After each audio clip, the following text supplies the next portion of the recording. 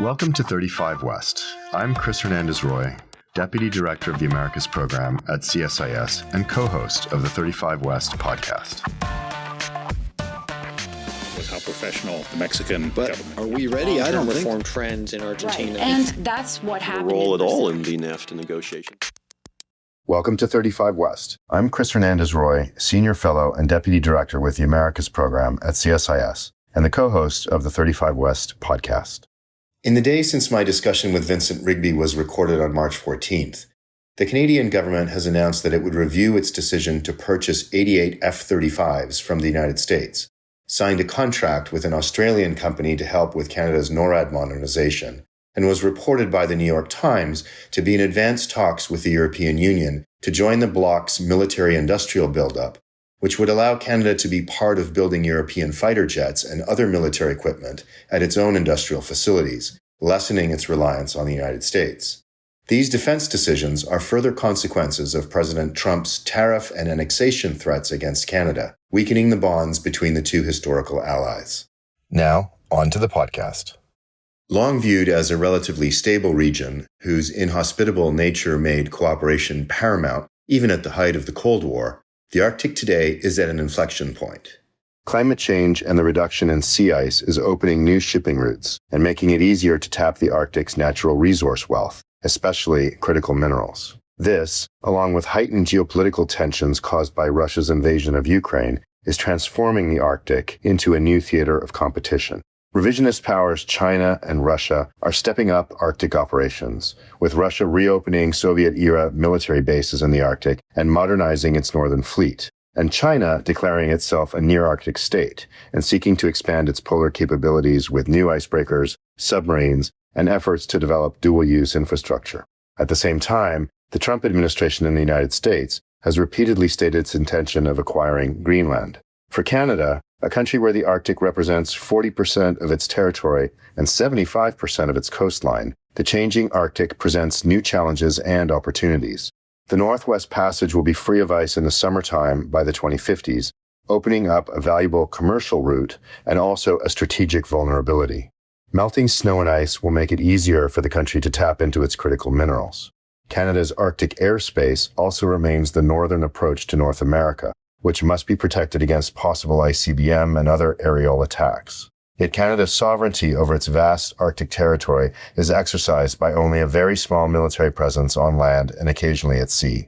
To help us analyze Canada's security strategy in the Arctic, we're delighted to once again be joined by Vincent Rigby, a senior advisor with the CSIS Americas Program and a professor at the Max Bell School of Public Policy at McGill University. Mr. Rigby previously served as the National Security and Intelligence Advisor to the Prime Minister of Canada. He's a seasoned policy and intelligence expert with more than 30 years of experience in public service. In this episode, we dig into Canada's current capabilities in the Arctic, evaluate wider cooperation with NATO allies, and examine the possibilities for collaboration with the United States under the second Trump administration. Thank you for joining us today, Vincent. My pleasure, Chris. Thanks very much for having me. Vincent, an assessment published by the Canadian Security Intelligence Service in 2024 flagged that the Arctic is, quote, attractive, strategic, and vulnerable destination, unquote, for foreign adversaries seeking to establish a presence in Canada. Vincent, can you begin by sketching a scene setter for our audience? How have the security and political dynamics of the Arctic changed over the past 10 years? And how has Canada's defense strategy evolved in response? Well, I think you captured it very well in your opening. To be honest with you, in terms of the major strategic changes that are happening in the region right now, I think you've got these two big trends, climate change and renewed geostrategic rivalry, which includes increasing assertiveness of Russia and China in the region. And you've got one that's actually facilitating the other. Climate change is having a profound impact on the Arctic, as everybody knows, thinning ice. The Arctic is warming 4 times faster than the rest of the world. And as you said, this is opening the region up to more shipping, more navigation, resource exploitation. So this is one set of issues. But then the other big trend is this increasing activity by Russia and China. And as you said, I think Russia deciding that in the context of really increased competition between the West and itself, and to a certain extent China, upgrading its military capabilities, rebuilding its infrastructure. I mean, it already had a huge military presence in the Arctic, far larger than any other country, but rebuilding some of the Cold War infrastructure and modernizing it, new infrastructure, more exercises, testing of weaponry, including hypersonic missiles. They already had their strategic nuclear submarine force in the Kuala Peninsula. So there was a strong military presence, and it's now increased. And then on the Chinese side, of course, as you said, they are interested in becoming an Arctic state. By 2030, they've already declared themselves a near Arctic state, effectively. They have basically an Arctic strategy. They did become an observer of the Arctic Council in 2013, and they've been conducting more research activity, often with dual applications, some military activities that I think are combined there as well, investing a lot of economic opportunities with respect to critical mineral exploitation. So you can obviously gather the trend here. And of course, the greater strategic cooperation between China and Russia is a concern. The extent to which that's going to play out in the Arctic is hard to say, but we're already seeing a little bit of that in terms of joint military training and other kinds of activities between the two countries. In a nutshell, this is a concern. I think it's a heightened threat level in the region. I'm not suggesting for a second that this is going to lead to military confrontation anytime soon. I don't think anybody would suggest that. But I am saying that we are potentially, again, in the context of a larger geostrategic rivalry that's occurring globally right now, we are potentially looking at more friction in the region, greater military presence and presence writ large amongst these two countries, and they will start to bump up against Western interests in a potentially quite serious way. So what has Canada been doing? I mean, I think for a number of years, Canada has been looking at the Arctic and going, these are trends that are there. Climate change is not new. It hasn't happened in just the last 3 or 4 years. But I think because of the heightened pace of climate change and because of this new geostrategic context, Canada started to pay more attention. There was a little bit of the Arctic in the 2017 defense policy, Strong, Secure, Engaged. There was a great deal about security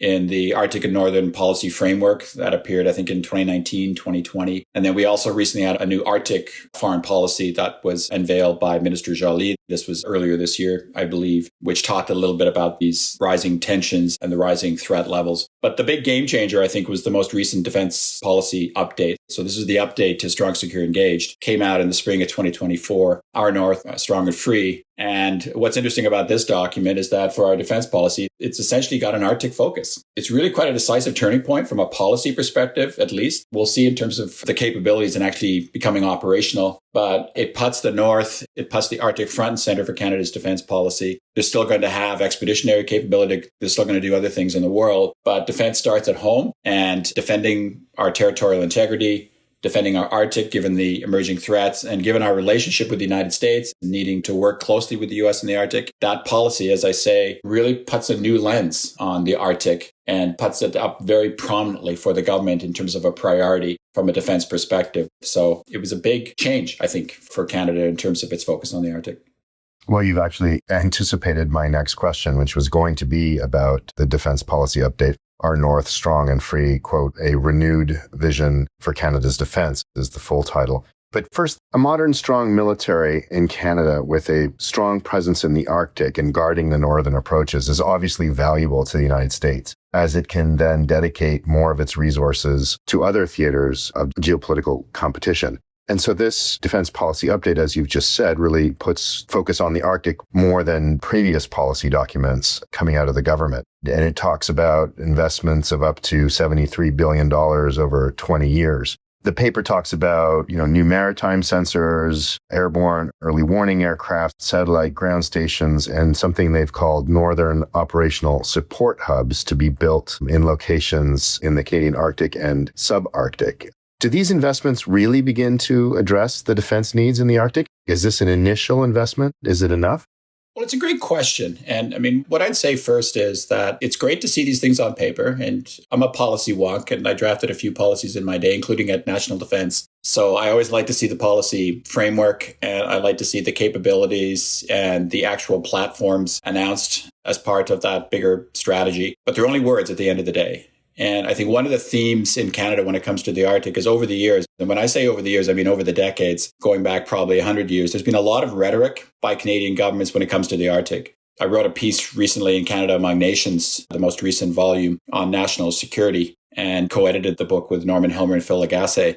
And the chapter I wrote on the Arctic, I started off with a little bit of a historical context going all the way back to Robert Borden in the First World War when he was very keen on exploring the Western Arctic. And then John Diefenbaker in the 1950s talking about stronger social and economic development in the region. Then Brian Mulroney in the 80s famously saying to Ronald Reagan, hey, all these icebergs in the Arctic, they're Canadian icebergs, so keep your hands off them. And then, of course, Stephen Harper in the 21st century saying, listen, we're going to renew our focus on the Arctic in a serious, serious way, because if you don't use it, you lose it. The problem is it all sounds grand, and there's always this vision of the North and the Arctic. But then when it actually came to doing things, it's not been all that great. And so just to give you a couple of examples, I mean, Harper made two big acquisition announcements, and I was actually at Defense when these announcements were made, and I worked on them. One was the Arctic Offshore Patrol Ships that was announced around about 2007, and the other was the Nanisivik Refueling Station around about the same time. They may have been announced at the same time in 2007. 2025, nearly 20 years later, we still don't have all 6 of the Arctic Offshore Patrol Ships in the water.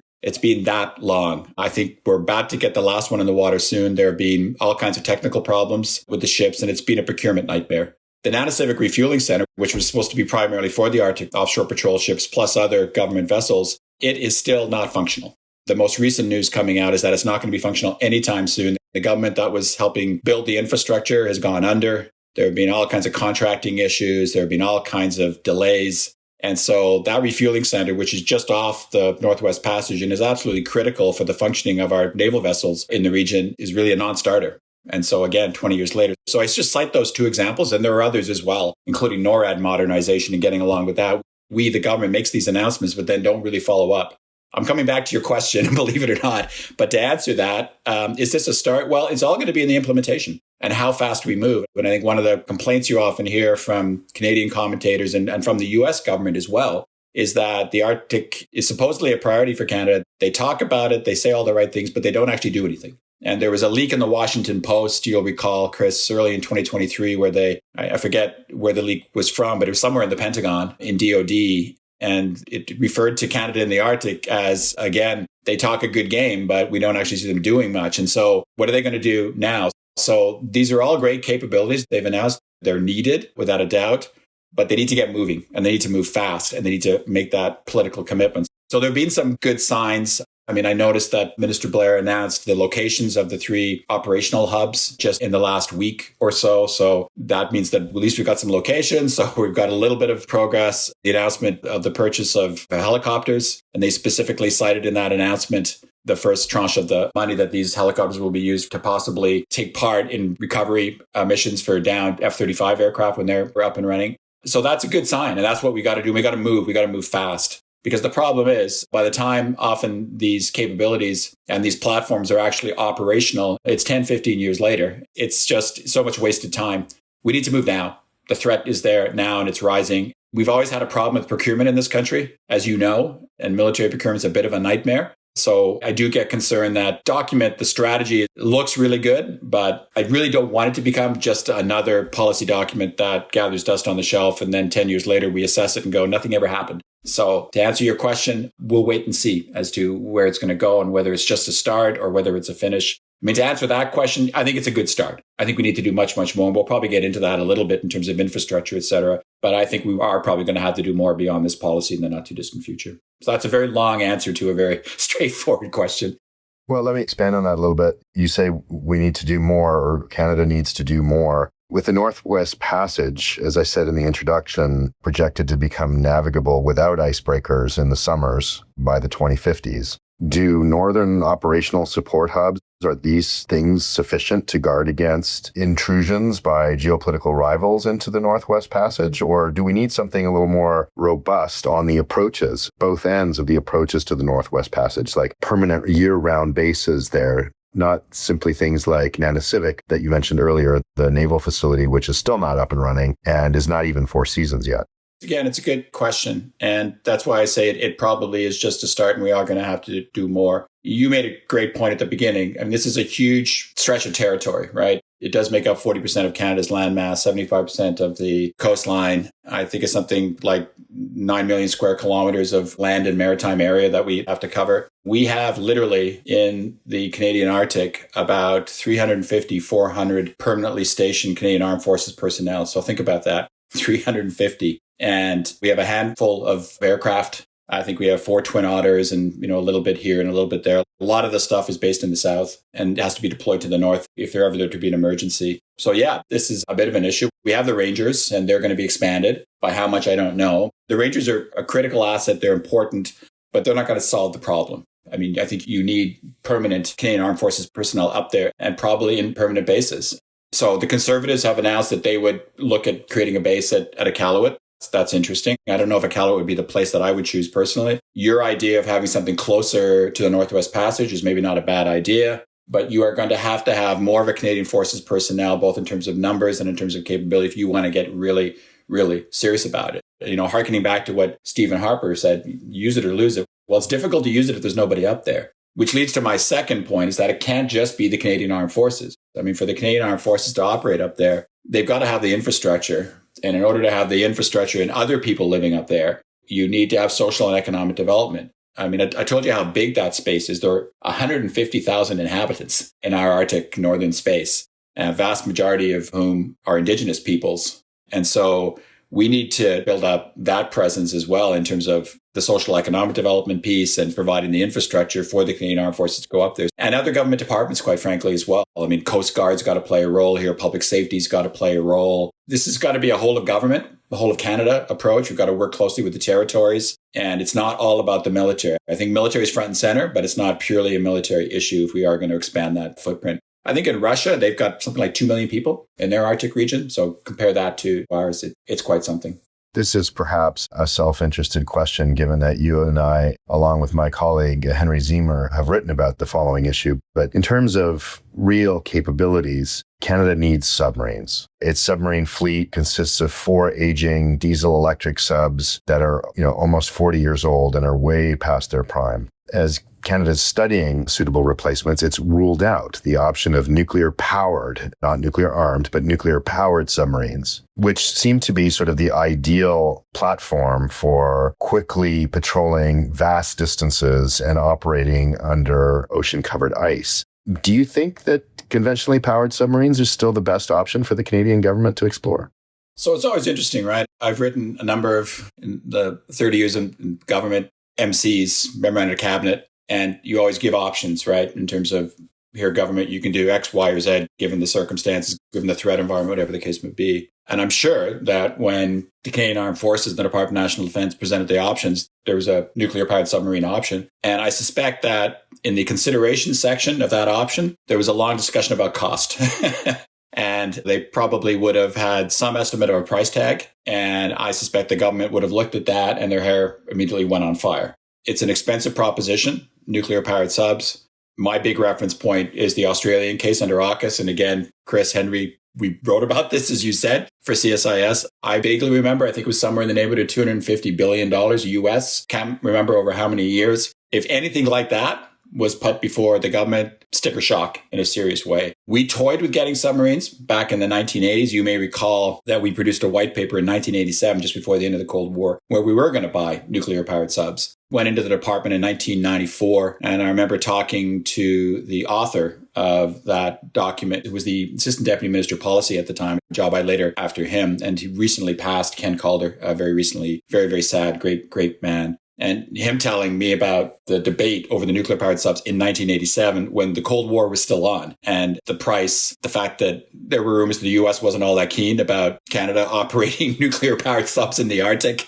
And I wonder how they'd feel now about us operating those kinds of submarines in the Arctic, given some of those tensions that we have between our two countries, which we'll probably get into a little bit later. So, it all became academic because the Cold War ended. That part of the 87 white paper fell apart. We never got the nuclear subs, but I could only imagine, the debate that would have happened in cabinet this time around. The ironic thing about it all, and I'm sure we'll recall this, when the subs were announced that we were going to look at purchasing subs, the Prime Minister was there at the press conference and someone asked him, would you consider buying nuclear-powered subs? And he said yes. And I think the look on Bill Blair's face was one of complete horror because that was never, I think, the deal. And I think the Prime Minister misspoke and they backpedaled soon thereafter and said, no, it's actually not an option. Is it the best military option? Absolutely. And I'm sure it was presented that way by the CAF to the government for all the reasons you said. Under ice capability, they can stay under ice forever. and speed and operating at great depths. It's very silent, all of those things. That would be the best thing to have and ideal. But I suspect price was what drove the issue more than anything else at the end of the day, which is unfortunate. It would certainly got us probably well over 2% of defense spending. But, I think we'll probably go over 2% anyway with the subs we're going to buy. But if they were nuclear powered, we'd probably be up closer to 3 or 3.5%.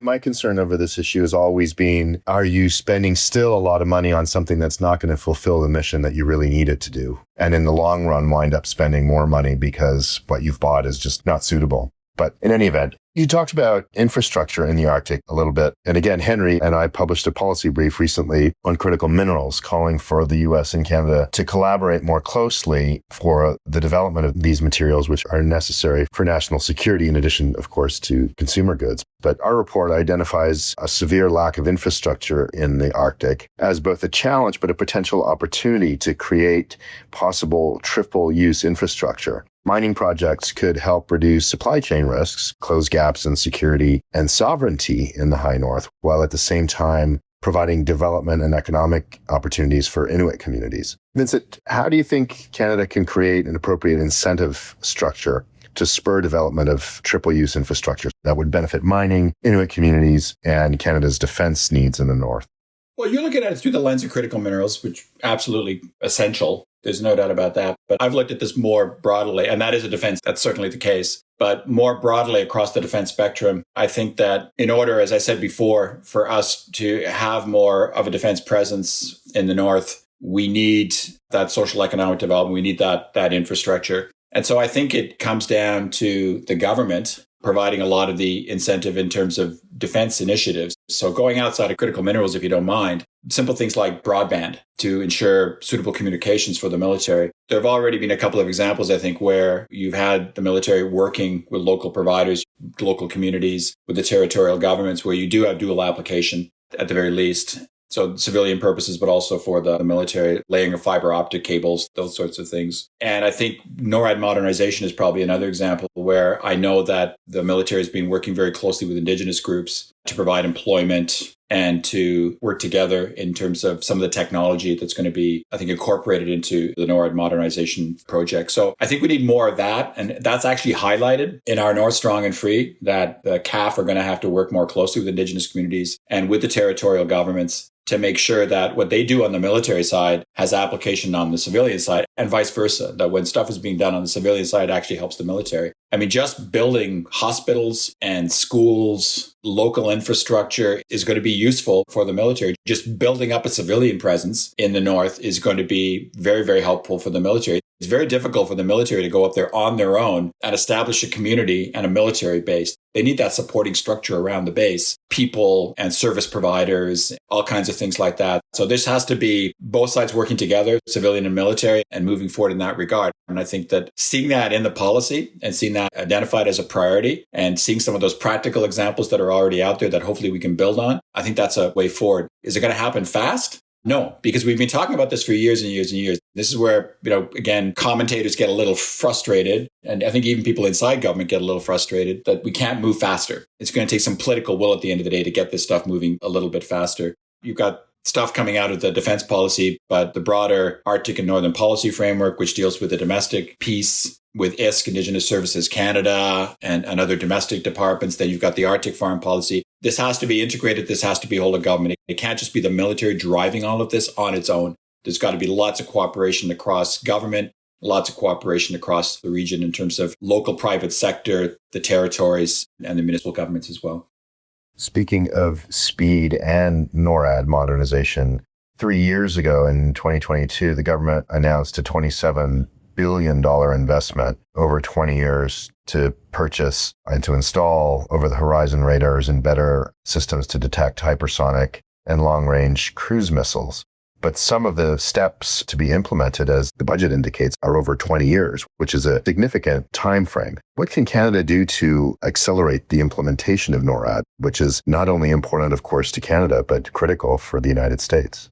Again, and I don't like overusing this term because it sounds almost flippant and an easy throwaway answer, but this is going to come to political will as well. And so you're right. This has been taking forever. I think the Americans, depending on who you talk to inside the Canadian government, but I was there for part of it and I heard some of it and I've heard it since, that the Americans were frustrated about the slow pace of NORAD modernization on the Canadian side, the over-the-horizon radars. Why is this taking so long? Again, what I've been saying throughout, and it's kind of a theme, we made the announcement, 40 billion over 20 years, 40 billion Canadian. And so everybody got up and applauded. That's great. That's great. That's great. But over 20 years, I mean, we all know what happens 20 years of technology. And by the time they get all of this stuff in place, it might well be overtaken by events and it's old technology. So I think that the government has to make this a priority. They have to make it a priority in their own national interest, that we need this, especially in a world of heightened geopolitical tensions, to defend our own sovereign territory and our people. But exactly as you say, in a time where relations with the United States are fraught,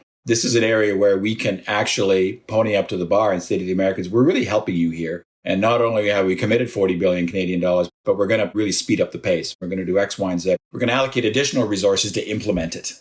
I think a new government coming in has an opportunity to do this. And I think that would be a good way to operationalize an absolutely essential capability, but also show some goodwill to the American government. So I'm looking forward, I hope, to hearing something from a new government saying NORAD modernization, absolutely our number one priority.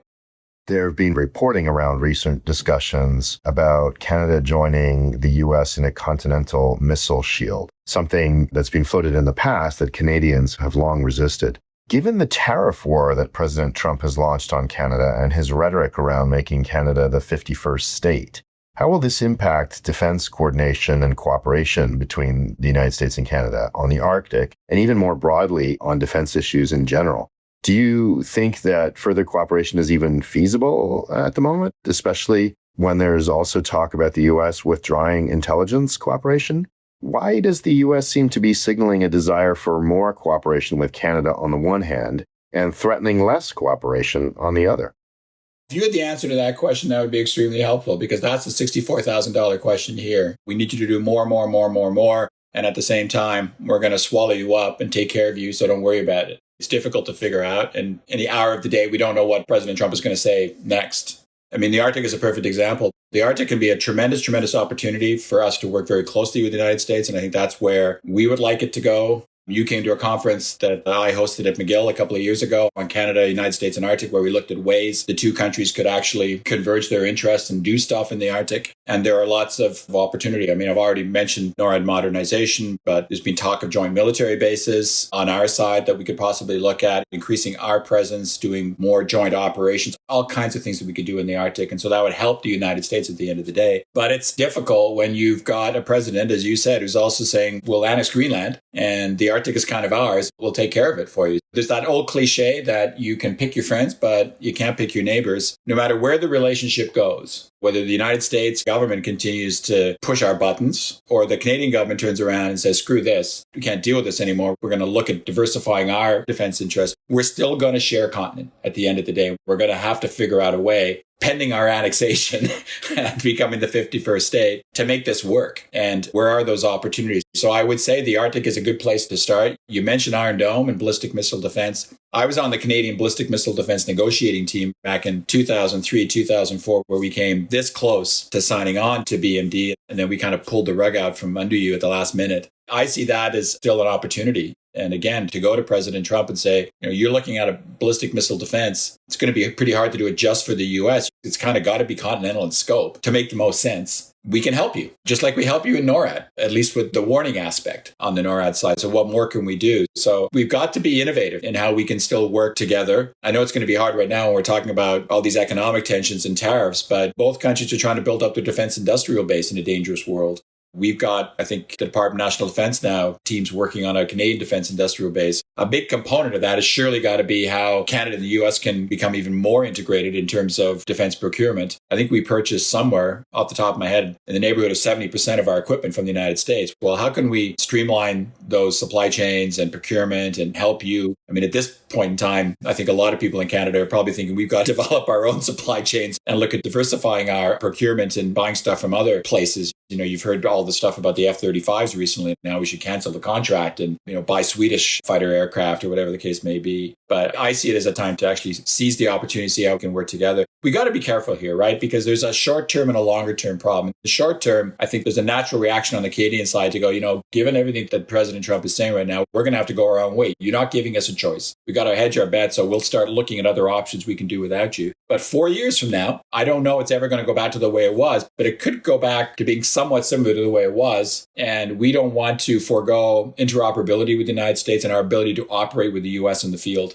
So where's the sweet spot between those two extremes? So nexus points of convergence, we've got to continue to look for them and start in North America and then see what we can do internationally. Internationally, I've said before, and I think even a piece that I did was on the CSIS website at one point, how can we improve Canada-U.S. defense relations? We can help the U.S. in trouble spots around the world. Some of the places where perhaps the U.S. doesn't have resources available, whether it's in Africa or other parts, deploying peacekeeping operations, maybe we can help out. I know the U.S. asked us for some help in Haiti last year or the year before, and we didn't step up to the plate there for some pretty good reasons, I think, given the state of Haiti's security situation. But there will be other opportunities like that where President Trump may come to Canada and go, you know what? You want to help us out? You could do X, Y, or Z. And for us to be able to try and do something like that, we need a capable military to do it. We need to have the people to do it. But we should always be keeping that in mind as well. Look for those opportunities where we might be able to help, again, in our own national interests. But in normal times, our national interests are usually pretty well aligned with U.S. national interests as well. Let's hope it stays that way in the longer term. Vincent, is there something we didn't cover? Anything else that you'd like to highlight? You mentioned intelligence, and I've been thinking a lot about the intelligence relationship, including how it applies to the Arctic and the state of relations there, and some of the disturbing things alleged to have been said by certain U.S. officials about kicking Canada out of the Five Eyes and what that may mean, and whether that's a possible pressure point for the U.S. That doesn't help matters in terms of the defense relationship because that intel is tied closely to the defense piece. But we'll see how that plays out over the longer term. You and I have discussed icebreakers before, and that's another area where I think we can cooperate. And, the president has made some interesting comments about the icebreakers lately. But I noticed just in the last couple of days that the national coordinators of ICE met recently in Helsinki and affirmed that they're going to continue with this cooperation to build icebreakers. So that's a good news story. It seems like every day there's some bad news, but then there's also some good news as well. So I'm hoping we can get through this and remain close partners. But these are tense times between the two countries. Yeah, there has been some good news. While, as you say, President Trump has said some interesting things about the ICE Pact, Canada did sign the contracts for 2 icebreakers last week, each over $3 billion, in addition to $8 billion to start building the new fleet of Canada's latest and most modern River-class destroyers. So those are good signals that Canada is doing something and actually moving forward with procurement and getting capabilities. That should send a good signal. That'll send a very good signal. The 2 icebreakers, the polar icebreakers, are a huge part of a larger program to build icebreakers in Canada. And then I think on one of those contracts, not sure if it was Davy or the other one, the Finns were involved as part of ICE. So this is a good sign, and definitely the destroyers. But again, the destroyers, this has been taking forever. I'm glad we made the announcement, but let's get moving on it. The U.S. is looking for action. Don't just make announcements, you got to move. And everyone understands procurement takes a while, but we've got to put this on a fast track and get this stuff operational as soon as we possibly can. Yeah, so I think that sort of summarizes the podcast very quickly. Let's get moving on defense and on the Arctic.